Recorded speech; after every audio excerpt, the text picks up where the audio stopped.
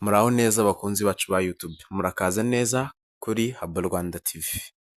Muri iki kiganiro turaganira ku kintu abantu benshi bakoresha cyangwa bibazaho, imiti gakondo. Ese imiti gakondo yose irizewe? Ni iki umuntu agomba kubanza kureba mbere yo kuyikoresha? Kandi ni ryari umuntu agomba guhagarika kwivura akanagana kwa muganga? Imiti gakondo ni uburyo bwo gukoresha ibimera cyangwa ibindi bikoresho bisanzwe mu rwego rwo kwita ku buzima, bushingiye ku bumenyi n'imigenzo byagiye bisimburana mu miryango. Ariko kuba ari ikintu ari gakondo cyangwa kiva mu bimera, ntibihita bivuga ko kidashobora kugira ingaruka. Mbere yo gukoresha umuti gakondo, banza wibaze ibi bibazo: nzi neza icyo uyu muti ukoreshwa, nzi neza igipimo n'uburyo ukoreshwamo, nzi aho waturutse kandi wateguwe neza. Ese ushobora kugira imikoranire n'indi miti?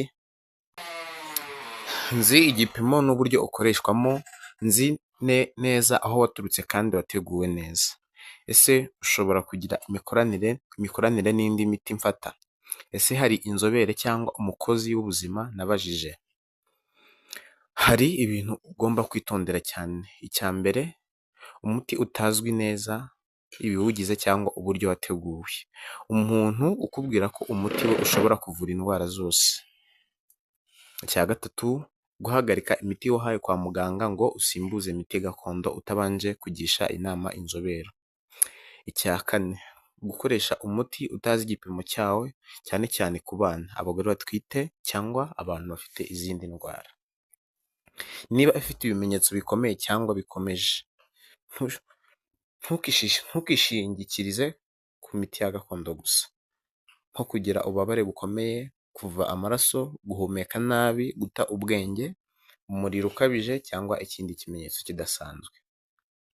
Gana ikigo nderabuzima cyangwa kwa muganga vuba. Muri make, ikibazo si ukuvuga ko imiti gakondo yose ari mibi cyangwa ko yose ari myiza.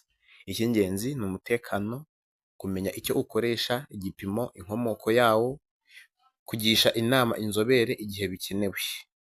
Niba iki kiganiro cyakugiriye akamaro, kanda like, ukore subscribe kandi ugisangize n'abandi. Wandike muri komenti ni iki wifuza ko twaganiraho ku miti gakondo mu kiganiro gikurikira.